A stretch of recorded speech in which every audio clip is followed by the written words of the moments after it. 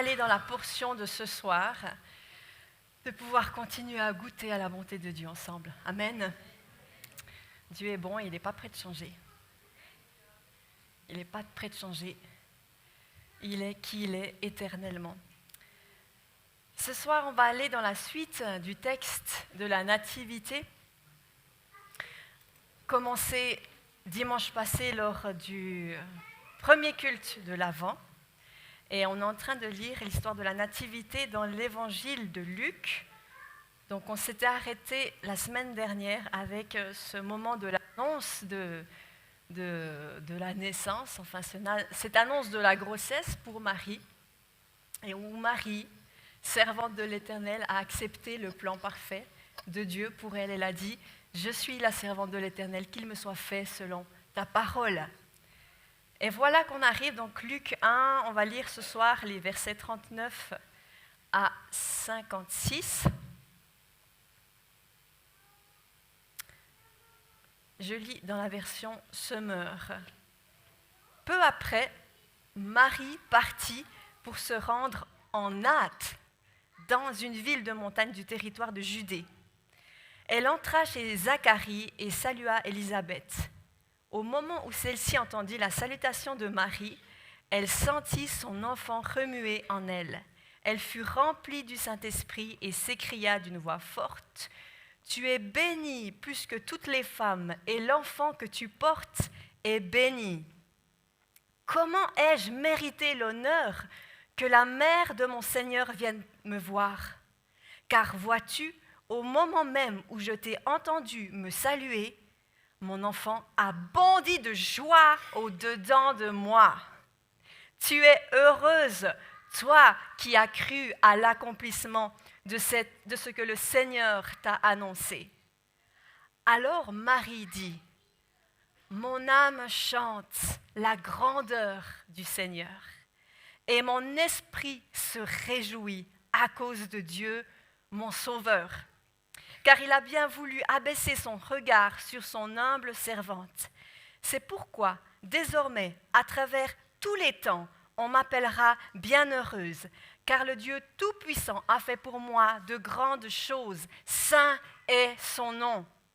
Et sa bonté s'étendra d'âge en âge sur ceux qui le révèrent.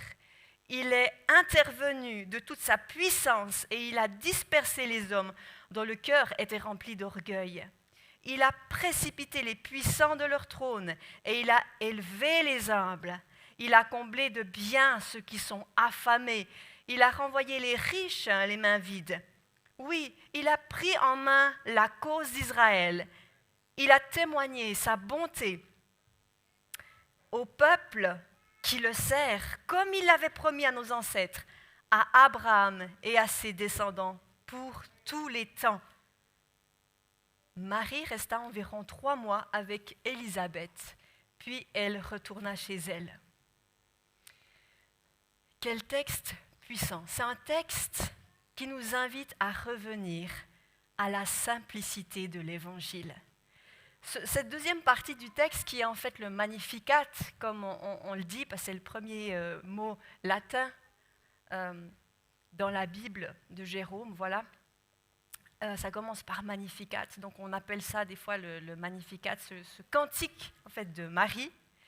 Il a plus de 10 références à l'Ancien Testament, au Tanakh, c'est-à-dire à la Bible hébraïque. Plus de 10. Mais quel enseignement y a-t-il dans ce cantique de Marie? Cette femme, elle savait des choses. Elle en savait des choses. C'est un enseignement où elle cite plus de 10 fois les Écritures. Et elle est en train de dire, cette parole s'est réalisée, cette parole est en train de se réaliser, cette parole se réalise. Et elle est en train de déclarer que c'est un temps comme celui-ci où la parole de Dieu est confirmée et elle est manifestée en Jésus.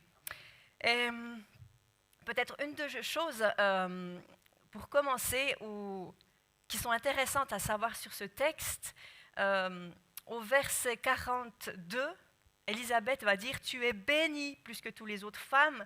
Et l'enfant que tu portes est béni. Ce béni, il est au temps du parfait. Ça veut dire que c'est une action qui a commencé dans le passé et qui poursuit son œuvre jusqu'à aujourd'hui. Ça veut dire que quand elle dit « tu es béni », c'est Elle a été bénie, elle l'est encore aujourd'hui et pour l'éternité. L'enfant qu'elle porte est béni à un moment donné et c'est une action qui ne s'arrête pas, qui vient jusqu'à nous et pour l'éternité. Jésus est béni. Donc ce n'est pas juste une petite parole comme ça, hein, c'est vraiment une bénédiction qui traverse les âges. Et ce texte, il y aurait tellement à dire, pourtant j'ai été arrêtée par 2 versets. L'Éternel m'a arrêtée sur des réalités qui sont cités dans 2 versets et ça pourrait être un thème d'une conférence tellement que c'est profond, que c'est large. Alors je vais tout de suite vous dire ça, c'est dans les versets 41 et 44 où il est dit qu'au moment où Élisabeth a entendu la salutation de Marie, elle sentit son enfant remuer en elle. Et puis elle va dire, quand je t'ai entendu me saluer, au verset 44, l'enfant en moi a bondi de joie. Ça, c'est revenir à la simplicité de l'Évangile.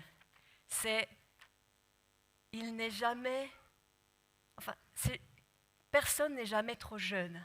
La Bible, elle défend l'enfant. Et elle dit, chaque fois qu'un prophète doit se lever, il est là, oh, je suis trop jeune. Il dit, non, tu n'es pas trop jeune. Jérémie, tu n'es pas trop jeune, je t'ai choisi dès le ventre de ta maman. Et c'est jamais trop jeune. Et ce texte, en fait, il honore les entrailles.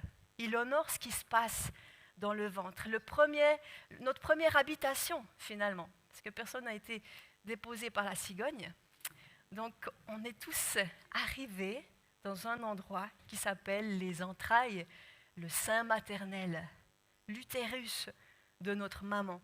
Et les enfants sont une bénédiction. La Bible dit dans le psaume 127, au verset 3 à 5, « Des fils, voilà bien l'héritage que donne l'Éternel. Oui, des enfants sont une récompense.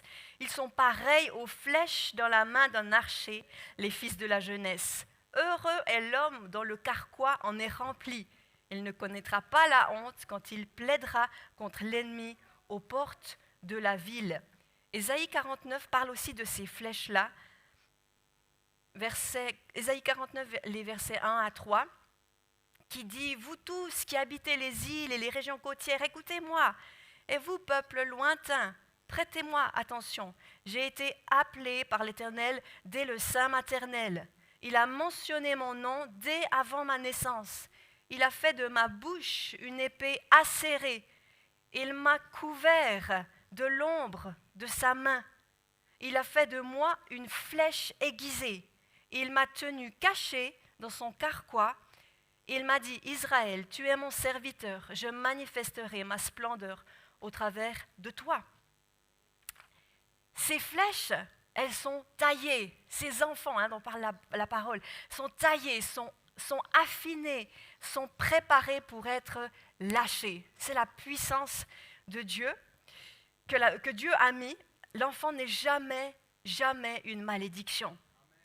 C'est important de le dire et le redire. Et le psaume 139 parle de nous.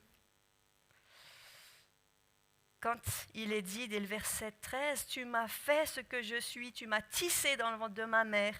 Merci d'avoir fait de moi une créature aussi merveilleuse. Tu fais des merveilles et je le reconnais bien. Mon corps n'était pas caché à tes yeux quand dans le secret je fus façonné et je fus tissé comme dans les profondeurs de la terre. Je n'étais encore qu'une masse informe, mais tu me voyais et dans ton registre se trouvaient déjà inscrits tous les jours que tu m'avais destinés avant qu'aucun d'eux n'existe. » Quelle puissance! Quand commence la vie? Quand est l'origine de la vie? C'est une question importante à se poser parce que la réponse que vous donnez déterminera l'honneur que vous portez à la vie qui est dans les entrailles. Et je lisais ce passage de Luc et de voir la puissance qu'il y a au moment où Marie, qui porte le Messie, Jean-Baptiste, qui connecte à cette présence de Dieu. Et je me suis dit, et c'est ces bébés-là qu'on avorte. Et là, vous dites, non mais Claudia, tu devais faire une prédication de Noël, sympa, joyeuse, c'est Noël. Tu nous parles d'avortement. Mais vous savez, la vérité, c'est que on ne peut pas entrer dans l'espérance véritable de Noël si on continue de mettre des sparadraps sur des blessures. Et tu l'as très bien dit, Nathan, tu as dit cette période, combien de personnes disent « Ah, Noël, cette période des fêtes, j'aime pas ». Mais à un moment donné, il faut pouvoir aller en profondeur et dire c'est quoi le problème. Je ne suis pas en train de dire que les gens ici n'aiment pas Noël, etc.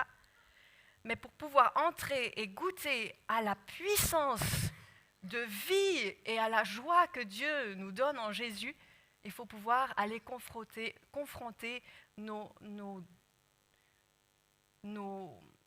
secrets les plus douloureux. Et puis, tout ça commence là. Parce que les entrailles, c'est le lieu très saint. Le Saint-Esprit a fait de nos corps son habitation. Et puis notre corps, il est un petit peu comme ce tabernacle, cette tente dont parle Exode 25, avec 3 parties, le parvis, le lieu saint, le lieu très saint. Et le lieu très saint dans notre corps, il est justement au niveau du ventre, au niveau des entrailles, mais c'est notre lieu spirituel. C'est là, des fois on dit, mets ta main sur le cœur, puis on le met souvent sur l'organe cœur, mais le siège de nos émotions, le siège des passions les plus violentes, il se trouve ici. On parle de la peur au ventre, on dit avoir les papillons dans le ventre, c'est ici. Et je vous parlais de ces bébés et de ce qui se passe dans le ventre. Et j'ai fait mes petites recherches sur l'Office fédéral de la statistique pour la Suisse à propos des interruptions de grossesse en 2023.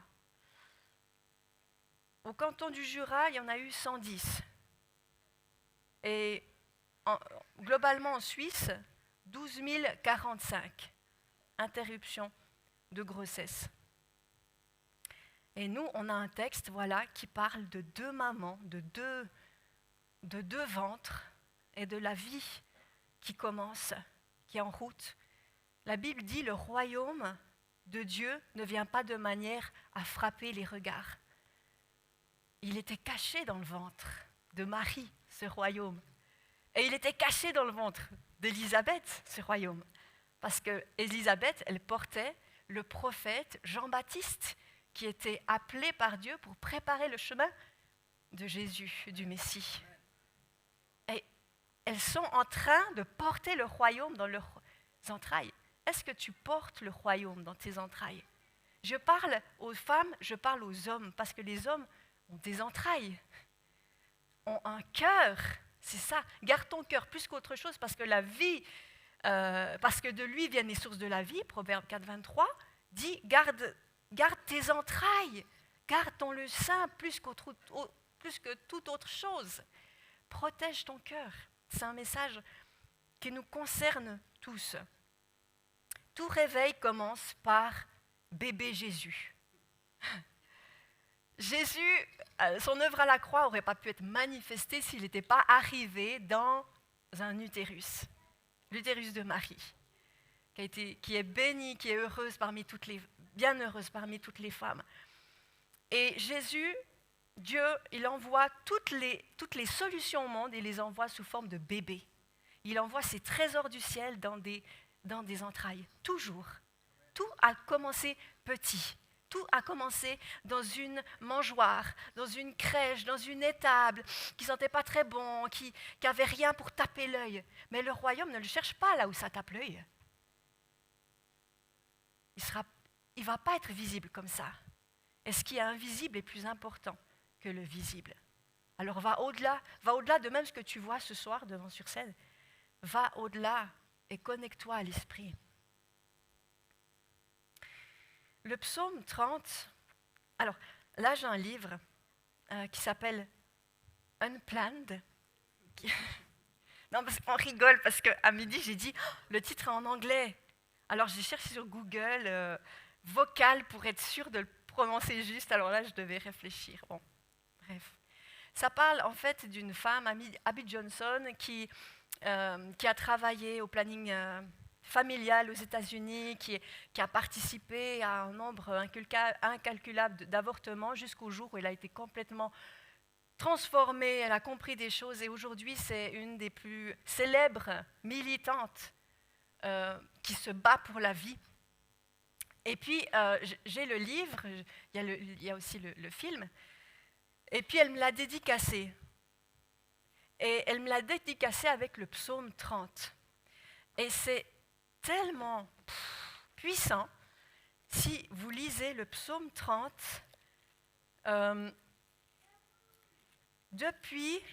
au travers du regard d'un fœtus. On peut le faire parce qu'on a lu psaume 139, on a compris que Dieu, il est venu, le premier lieu d'intimité qu'on peut connaître, c'est le ventre de notre mère. Le sein maternel, c'est le premier lieu d'intimité avec Dieu, parce que c'est là qu'il nous a façonnés. C'est là que le cœur, il bat tout de suite. Clac, dès qu'il y a la fécondation, le cœur, c'est parti. Et Dieu, il est en train de tisser nos organes. L'identité, elle est dès le départ. Et puis, il est en train de nous façonner dans le ventre. Donc, ça veut dire que Dieu, il est à l'œuvre. Dieu, il est dans les entrailles. Et le psaume 30, si on lit quelques versets, puis on se dit, hey, imaginons que ce soit le fœtus qui est la vie qui parle. Je te loue, ô Éternel, car tu m'as tiré du gouffre. Tu n'as pas permis que mes ennemis rient à mes dépens. Éternel mon Dieu, je t'ai appelé à mon aide et tu m'as guéri. Éternel, tu m'as retiré de la mort.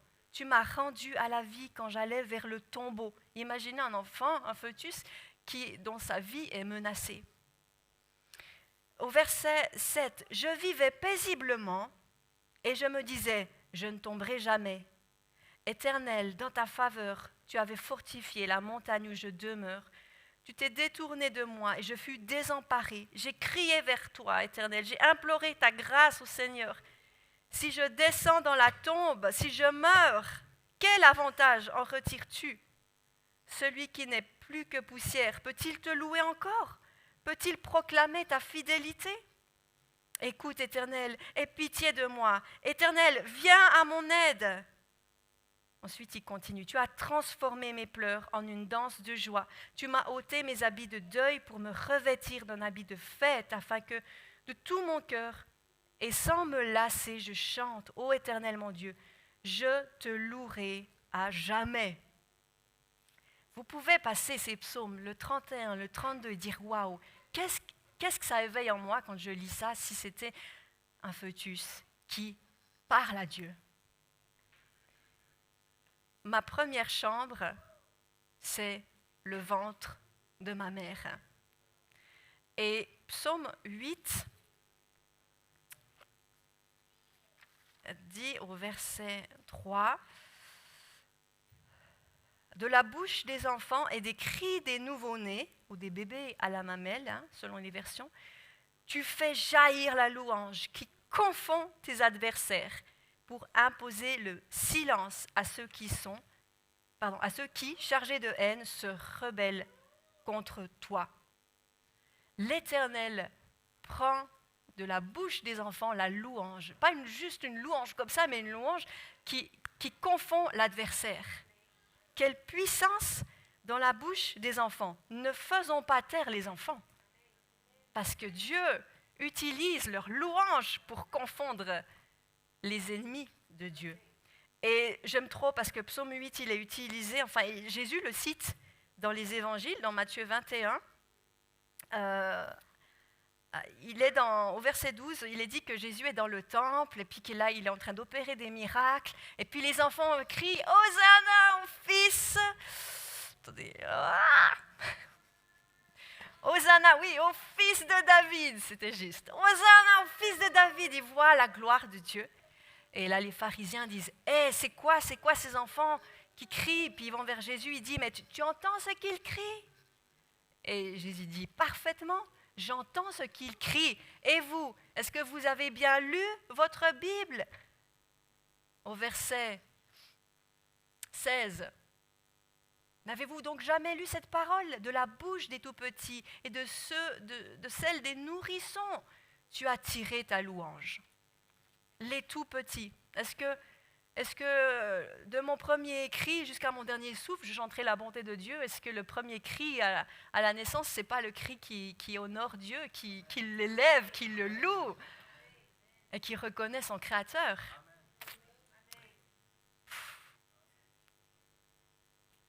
Le ventre, ce lieu très saint, l'habitation du Saint-Esprit, le lieu spirituel ultime, c'est un lieu de puissance dans ton ventre, de vie, de sainteté. C'est là que Dieu envoie ses trésors. Et comme c'est le lieu le plus puissant, c'est un lieu contesté par le diable, parce que le diable conteste tout ce qui est puissant. Comme il est très saint, l'ennemi va essayer de le viser. Et avec les chiffres que je vous ai dit tout à l'heure sur le taux d'interruption de grossesse, juste pour la Suisse, on voit que l'ennemi s'y prend le plus tôt possible. Pour anéantir le destin de Dieu, il y va tout de suite, il n'attend pas une minute. Et vous savez que vous êtes la réponse de Dieu pour le monde. Vous n'êtes pas juste né par hasard comme ça, mais vous avez une mission à accomplir. Dieu vous a créé pour une mission, pour un plan d'amour. Donc, gloire à Dieu, nous sommes vivants. Hein? C'est déjà, waouh!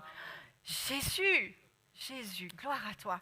Parce que le psaume disait, celui qui est au fond, au psaume 30, celui qui est dans le tombeau, est-ce qu'il peut encore te louer? Nous avons la vie pour glorifier Dieu. Et les entrailles des femmes ont beaucoup été touchées.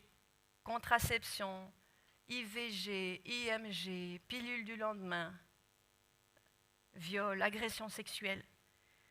Et si on va dans l'histoire de la Bible, on voit un premier persécuteur de la vie, un des premiers, je dirais.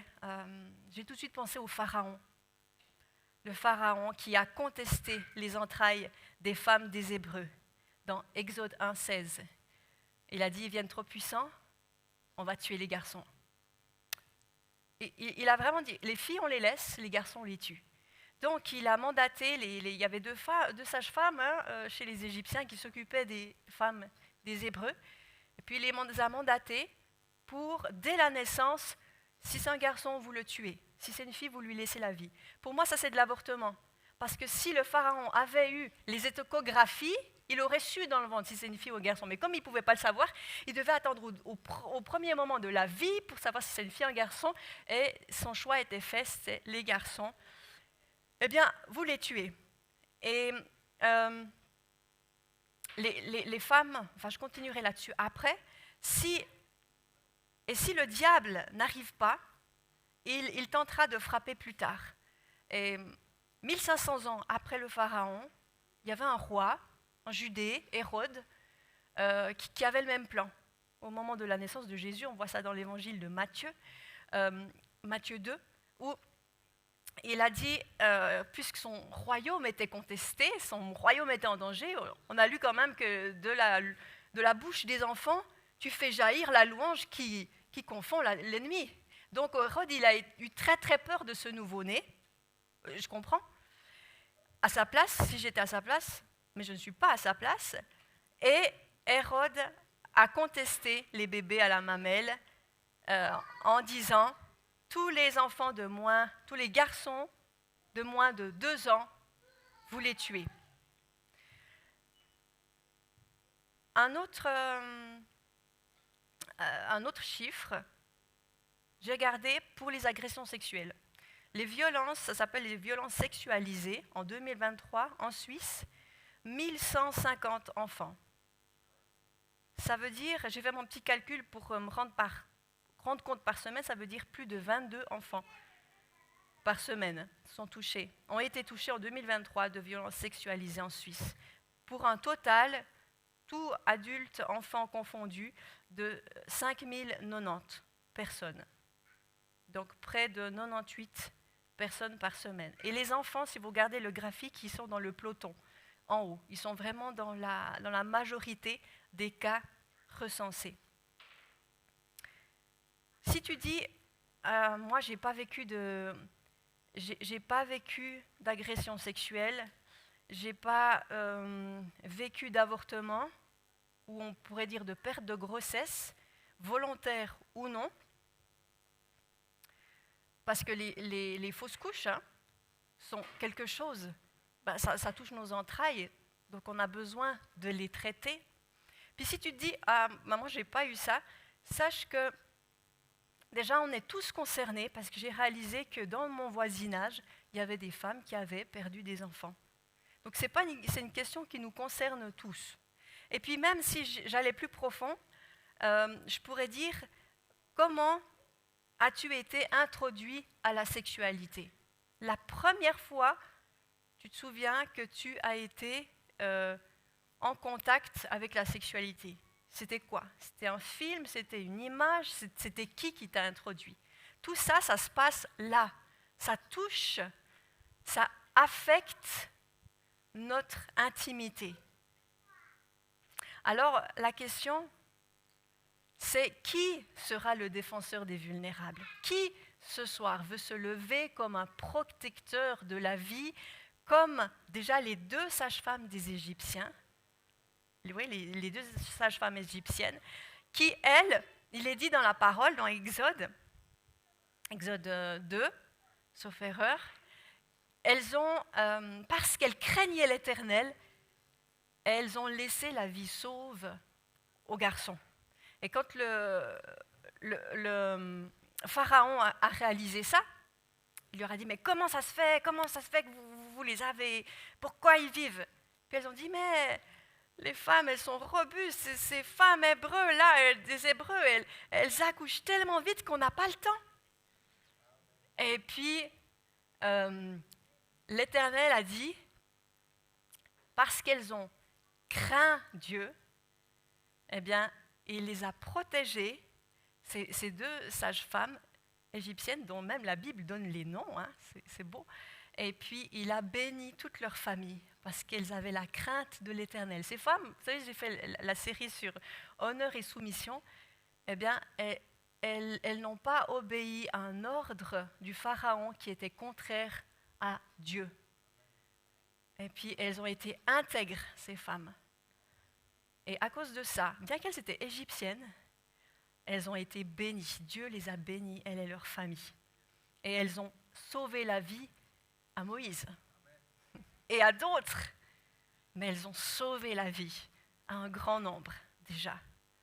Et on pourrait même parler de la maman de Moïse, Jochebed, qui elle aussi, elle a eu ce courage de mettre son fils, de s'en séparer, mais de le cacher pour qu'il ait la vie sauve. Il a eu sa chance et Dieu était avec lui et il a été un libérateur pour Israël. Ça, c'est des personnes qui se sont levées. Joseph, j'aime beaucoup cet homme. Joseph, qui est un protecteur de la vie. Dans le passage qu'on lit ce soir de Luc, on voit tout de suite, en fait, c'est une chose qui m'a aussi touchée, de voir que Marie, tout de suite, elle est dans la joie. Mon esprit se réjouit à cause de Dieu, mon Sauveur. Elle est au tout début de cette grossesse. Mais quelle confiance, cette Marie. Elle est tellement confiante que elle aura même pas besoin de régler l'histoire avec Joseph. Elle n'aura même pas besoin de lui dire, mais Joseph, tu sais, je ne suis pas allée voir un autre homme. Non, c'est difficile à t'expliquer, mais il y a Gabriel, j'ai eu la visite de Gabriel et tout. Non, elle ne devra pas défendre son cas. Elle est dans une joie parce qu'elle sait que quand Dieu appelle, il pourvoit. Et il pourvoit afin que le plan s'accomplisse. Donc c'est Gabriel qui aura expliqué les choses à Joseph. C'est bon, Marie, pas de contrôle, c'est bon, il n'y a pas besoin de gérer, c'est Dieu qui est au contrôle. Pas besoin de te défendre, je prends soin de toi. Et elle est dans la joie de l'obéissance, parce que quand tu obéis, la joie, elle vient. Même si c'est difficile, il y a la joie qui est une promesse pour accompagner ton obéissance. Donc Joseph, il a eu cette révélation, et puis il a été un protecteur de la vie, parce que 2 fois, l'ange est arrivé à 2 moments différents pour lui dire, Joseph part pour protéger Marie et Jésus, vous allez partir d'abord en Égypte pour vous protéger, puis après ils ont pu revenir de nouveau. Et chaque fois, ces 2 versets dans Matthieu 2, 14 et 21 disent « Joseph se leva, prit l'enfant et sa mère. » Joseph se leva, prit l'enfant et sa mère. Et c'est un protecteur, ce Joseph. Mais pour qu'on puisse se lever dans la vie, pour qu'on puisse entrer dans notre destinée, on a besoin de commencer par guérir nos entrailles. Vous savez, moi, dans un sozo que j'ai reçu pour moi, donc, eh bien, Dieu m'a conduite à revivre ma naissance. Parce qu'il a fallu, Jésus, il est merveilleux, il a fallu aller récupérer des choses. Et Jésus, il rachète les vies.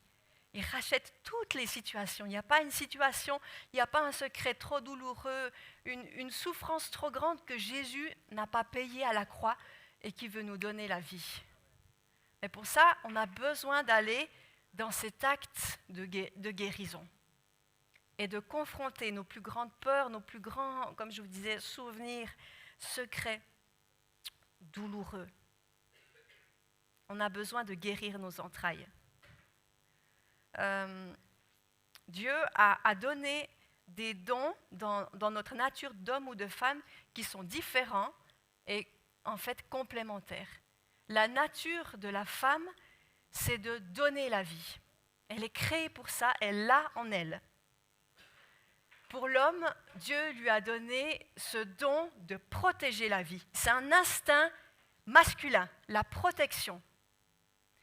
Et donc, quand une femme perd un enfant, volontairement ou non, elle est comme destituée dans sa nature profonde. Il y a quelque chose qui la déconnecte, qui la dissocie, parce que ce n'est pas normal, ce n'est pas naturel pour elle de perdre la vie, parce qu'elle est appelée à la donner. Et un homme, pareil, quand un homme a un avortement, à une fausse couche, parce que j'aime dire ça aussi, ce n'est pas que les femmes qui avortent ou qui perdent des bébés en fausse couche, les hommes aussi, eh bien, il est comme destitué de sa nature profonde qui est de protéger la vie. Il voulait être un protecteur et ça lui a été volé, ça lui a été pris, vous comprenez? Ouais. C'est pour ça que c'est important d'aller guérir ce qui s'est passé. Déjà, nous, dans le ventre de notre maman, dans quelles conditions est-ce qu'on a été conçus?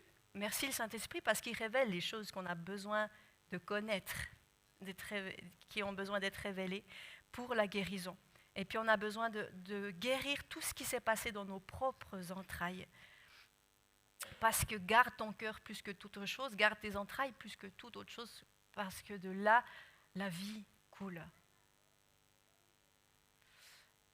La compassion est dans les entrailles. Il y a tellement de passages sur les entrailles de Jésus.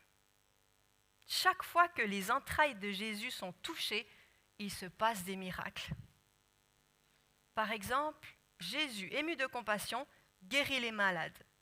Jésus, ému de compassion, toucha leurs yeux et aussitôt ils recouvrèrent la vue.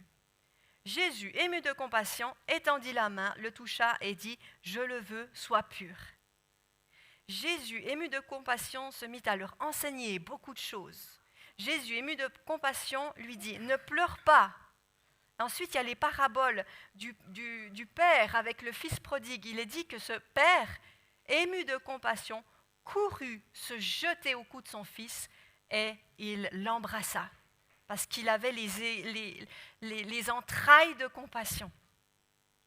Ému de compassion, le maître de ce serviteur le laissa aller et lui remit toute sa dette. Les entrailles. C'est Zacharie qui dira à la suite, dans Luc toujours, il dit « Grâce aux entrailles de compassion du Seigneur ». Quand il parle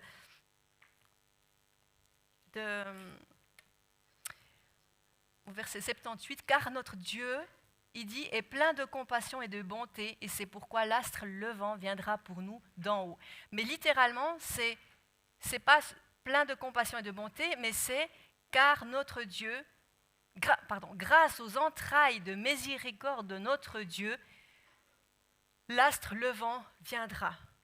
Grâce aux entrailles de miséricorde de Dieu. Ou bien dans Philippiens, Paul dit aux Philippiens, le Seigneur m'en est témoin, c'est au chapitre 1 sauf erreur, il dit, le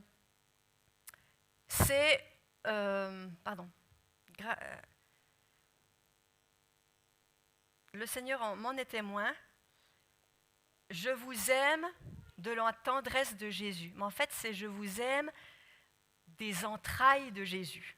C'est pour dire que ce mot imprononçable en grec, d'abord Eva, elle a vu ma feuille, elle a dit « c'est de l'allemand ?» Je dis « non, c'est pas de l'allemand, c'est du grec. » Splagchnon, hein?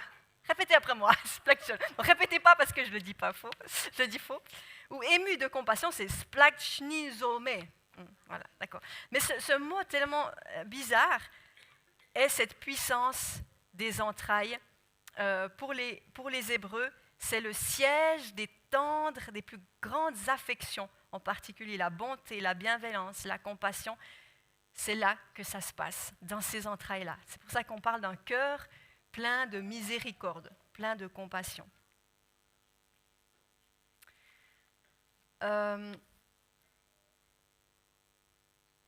Les entrailles, tellement précieux, le temple du Saint-Esprit que le Seigneur veut guérir. Il veut commencer par tes entrailles ce soir. Et guérir les entrailles physiques déjà de ce qui s'est passé pour pouvoir se lever dans la vie. L'honneur libère la vie. Et c'est tellement important. L'année passée, je suis allée parce que je me suis formée au suivi des pertes de grossesse, volontaires ou non. Et c'est tellement puissant. Avec David, on a déjà pu le faire, suivre des personnes pour la guérison après des pertes. Et c'est tellement nécessaire. C'est quelque chose que l'Église a besoin, parce qu'il y a ce besoin dans l'Église. Et l'année passée, je suis allée me former à Annecy pour le suivi de groupe. Donc moi, j'avais pratiqué le suivi individuel sur une période de plusieurs mois. Et là, sur un week-end, c'était pour des suivis de groupe. Donc on avait une dizaine de femmes qui étaient là et puis qui passaient par la guérison. Et j'étais au bénéfice de voir la bonté de Dieu. Et comment on honore la vie? On donne un nom. On donne un nom à cet enfant invisible, mais qui vit. Et on a besoin, c'est tellement important, de pouvoir guérir. Alors ce soir, ce message que Dieu m'a mis dans les entrailles, il est là pour éveiller une conscience, pour se dire, mais quelle a été mon histoire? Qu'est-ce que j'ai besoin? Par quoi je suis passée? Il n'y a pas de honte. Bien sûr qu'on sent quand on a fait des choses fausses et tout ça, on sent coupable, etc., dans la honte, mais Dieu ne vient pas pour juger. Jean 3,16, Dieu a tant aimé le monde qu'il a donné son Fils unique afin que quiconque croit en lui ne périsse pas, mais qu'il ait la vie éternelle.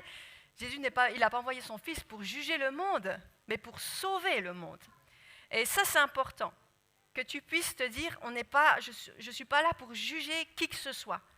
Je suis là pour dire, il y a une bonne nouvelle, il y a l'espérance de Noël ce soir. Et puis, on va prendre un temps, c'est pour ça que les enfants nous rejoignent, parce que j'aimerais pouvoir prier, bénir les entrailles de chacun ce soir, de tous ceux qui veulent. On va bénir, David, il va bénir les entrailles des hommes. Moi, je vais bénir les entrailles des femmes. Nathalie, elle va bénir, demander la protection sur les entrailles des enfants ce soir, pour tous ceux qui le veulent. Et puis, en fonction de ce que tu sais de toi, de ce que tu ressens, eh bien, viens demander de l'aide pour aller plus loin. Parce que je crois à la puissance de la prière ce soir, mais la guérison, c'est une opération, et puis on collabore, puis on laisse Dieu aller en profondeur, et viens demander de l'aide si tu as été confronté par des agressions sexuelles, par des pertes de grossesse, par quelque chose qui t'a affecté dans ce lieu très saint. Okay? Alors, on va faire les choses très simplement et très efficacement parce que l'esprit, il est efficace. Alors, je vais inviter toutes les personnes qui veulent recevoir la bénédiction. On va faire une prière pour le groupe et puis après, on va juste simplement vous imposer les mains. Et puis, je vais inviter les hommes à venir de ce côté-là de la salle. Vous pouvez vous avancer pour recevoir la bénédiction dans les entrailles. On va demander à Dieu de venir. Vous pouvez seulement, venez vous approcher. Les femmes, vous pouvez vous mettre de ce côté-là pour être bénis. Et puis, les enfants, on pourrait dire les parents qui souhaitent, vous pouvez accompagner vos enfants. Les enfants, ils sont attendus ici. On va croire qu'il y aura une impartition du Saint-Esprit et que Dieu va visiter vos profondeurs parce qu'il veut vous guérir. Même si vous dites, maman, je n'ai pas vécu ces choses-là. Viens, tu as besoin d'être béni dans tes entrailles, dans ton lieu saint. C'est le Seigneur qui fait les choses.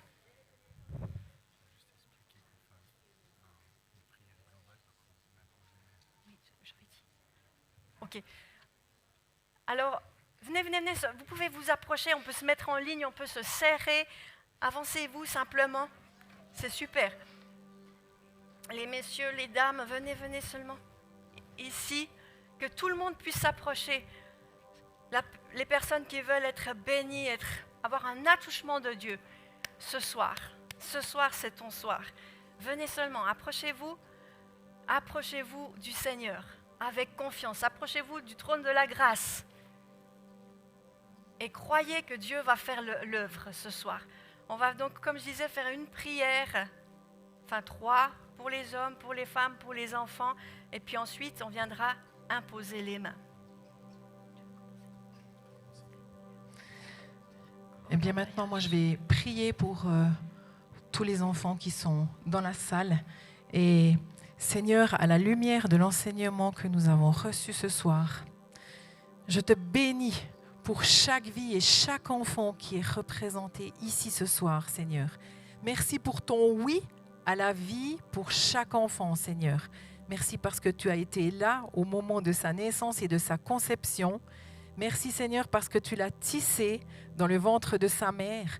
Merci parce que tu étais là au jour de sa naissance. Et je veux proclamer dans le nom puissant de Jésus qu'aucune de ces vies, des innocences des enfants ne va être volée, ne va être abusée. Je bénis les entrailles de chaque enfant.